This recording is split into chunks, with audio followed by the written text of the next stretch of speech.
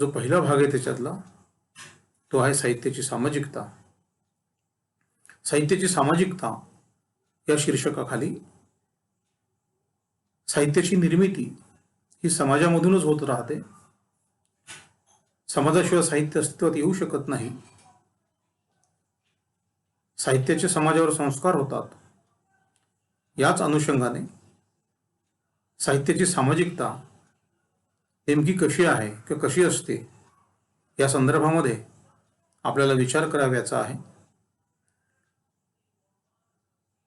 साहित्याची सामाजिकता बघत असताना आपल्याला साहित्य आणि समाज यांचे परस्पर संबंध कसे आहेत किंवा कसे असतात या संदर्भात विचार करावा लागतो. साहित्य आणि समाजाचे परस्पर संबंध बघत असताना साहित्याची निर्मिती ही समाजातून होत असते आणि समाजावर साहित्याचे संस्कार होत असतात. असे हे साहित्य आणि समाज याचे परस्पर संबंध आहेत. दुसरी गोष्ट अशी आहे, साहित्य भाषेच्या माध्यमाने केलेली निर्मिती असते. अर्थातच समाजाच्या मालकीची असणारी जी काही भाषा आहे ही भाषा साहित्याचे माध्यम ठरते. म्हणजेच भाषेच्या माध्यमातून साहित्य निर्मिती केली जाते. भाषा ही समाजाच्या मालकीची आहे. त्याही अनुषंगाने साहित्याचा संबंध थेट भाषेशी येतो, थेट समाजाशी येतो. साहित्यिक कलानिर्मिती क्षमता असलेली व कलानिर्मिती करणारी व्यक्ती म्हणून ती परिचित असते. समाजामध्ये सर्वसामान्य व्यक्ती राहतात. या सर्वसामान्य व्यक्तींच्या बरोबर साहित्यिकही राहतो. जो साहित्यिक कलानिर्मिती करतो, साहित्याची निर्मिती करतो, की ज्याच्या अंगी साहित्य निर्मिती करण्याची क्षमता असते, अशी साहित्य निर्मिती करण्याची क्षमता असणारी आणि साहित्यकृतीची निर्मिती करणारी व्यक्ती म्हणजे साहित्यिक. म्हणून इतर व्यक्तींपेक्षा साहित्यिक हा वेगळा असतो. जरी तो वेगळा असला तरीही त्याची जडणघडण ही समाजातूनच होत राहते. साहित्यिक ज्या समाजामध्ये राहतो तो समाज कसा आहे, तर तो समाज पारंपरिक असतो आणि त्याचबरोबर नव्याने निर्माण होणाऱ्या हितसंबंधाच्या संदर्भात एकत्र आलेला व एकत्र राहणारा मानव समूह म्हणजे समाज होय. आणि म्हणूनच संपूर्ण मानव समूह या एका समाजामध्ये राहतो. ज्या समाजाला एक परंपरा असते असा तो समाज. आणि या समाजाची जी मालकीची गोष्ट आहे ती म्हणजे भाषा. आणि भाषेशिवाय साहित्य अस्तित्वात येऊ शकत नाही. आणि म्हणूनच भाषा हे साहित्याचे द्रव्य आहे असे म्हटले जाते. कारण साहित्य निर्मितीसाठी भाषेची आवश्यकता साहित्यिकाला भासत असते. त्याचबरोबर साहित्याचे मूलद्रव्य असणारी किंवा साधन असणारी भाषा ही नेमकी कशी आहे, तर साहित्याचे प्रयोजन हे सामाजिक वा जीवनविषयक संदर्भ असलेला, त्याचबरोबर जीवनदर्शन जे साहित्यामधून व्यक्त होतं ते अतिशय सखोल आणि उत्कट असतं. तसेच साहित्य ही एक सामाजिक संस्था आहे. साहित्य ही सामाजिक संस्था असल्याने समाजनिर्मित भाषा हे साहित्याचे माध्यम असते. कारण याच माध्यमातून साहित्य निर्माण होत असते, साहित्य निर्मिती केली जाते. आणि म्हणूनच साहित्य आणि समाजाचा परस्पर संबंध जेव्हा बघतो आपण, त्याच वेळेला साहित्याचे समाजावर आणि समाजाच्या साहित्यावर बरे वाईट परिणाम होत राहतात. जो समाज चांगला त्याची साहित्यकृती चांगली, साहित्यकृती चांगली त्याचे संस्कार समाजावर होतात, समाज चांगला होतो. आणि म्हणूनच साहित्याचे समाजावर आणि समाजाच्या साहित्यावर बरे वाईट परिणाम होत राहतात. दुसरी गोष्ट आणखी महत्वाची आहे. या अनुषंगाने विचार करताना अलौकिकतावाद आणि लौकिकतावाद याही दोन्ही संकल्पना आपल्याला समजून घ्याव्या लागतात.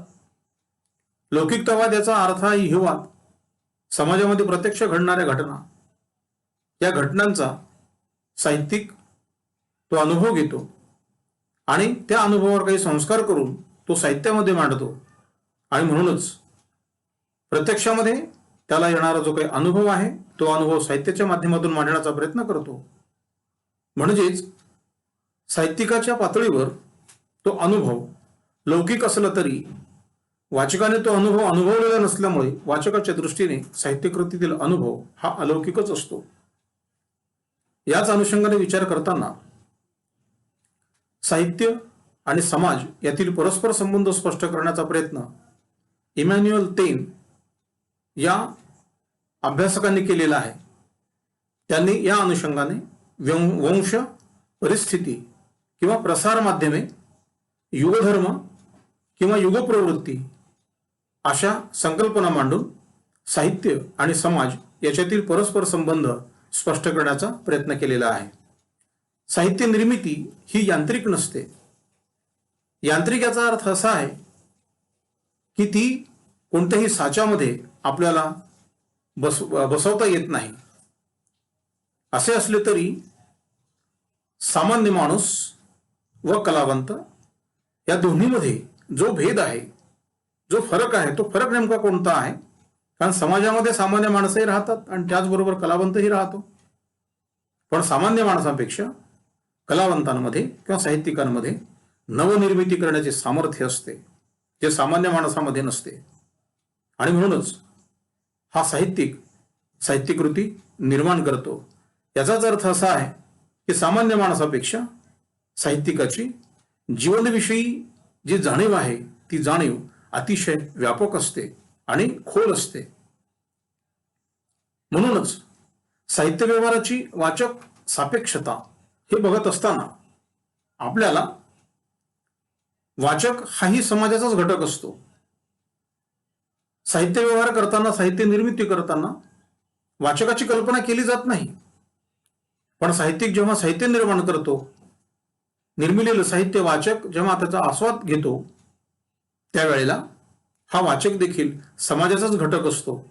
त्याच्या समाजामध्ये घडणाऱ्या ज्या काही घटना आहेत, ज्या घडामोडी आहेत, हे जर त्याच्या समोरच्या नसतील तर त्याला साहित्यिकांनी मांडलेला जो काही अनुभव आहे तो अनुभव त्याला अनुभवताच येणार नाही.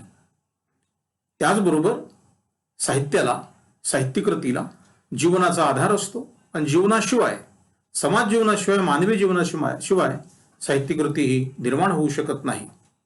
आणि म्हणूनच साहित्याची निर्मिती ही एका व्यक्तिमनातून झालेली असते आणि हे व्यक्तिमन समाजातूनच घडलेले असते. आणि म्हणून या व्यक्तिमनाचे जे काही स्वरूप आहे ते स्वरूप देखील समाज निर्मितच असल्यामुळे समाजानेच या व्यक्तीची निर्मिती केलेली असते. आणि म्हणूनच कलामूल्य आणि जीवनमूल्य याचा विचार करताना साहित्य निर्मितीच्या अंगाने किंवा साहित्याची सामाजिकता या मुद्द्याच्या अनुषंगाने जेव्हा आपण विचार करतो, जे जीवनमूल्य आहेत तीच साहित्यमूल्यही असतात. कारण साहित्यमूल्य आणि जीवनमूल्य ही वेगळी असू शकत नाही. साहित्याभ्यासक, समीक्षक कलामूल्य वेगळी आणि जीवनमूल्य वेगळी या अनुषंगाने ते विचार करतात. पण जी कलामूल्य आहेत ती जीवनमूल्याशिवाय वेगळी असू शकत नाही. कारण ज्या साहित्यकृतीमध्ये जीवनमूल्यच नाही ती साहित्यकृती ही मृत साहित्यकृती आहे किंवा ती निर्जीव अशी साहित्यकृती आहे. आणि म्हणून साहित्यकृतीमध्ये जीवनमूल्य ही असलीच पाहिजे.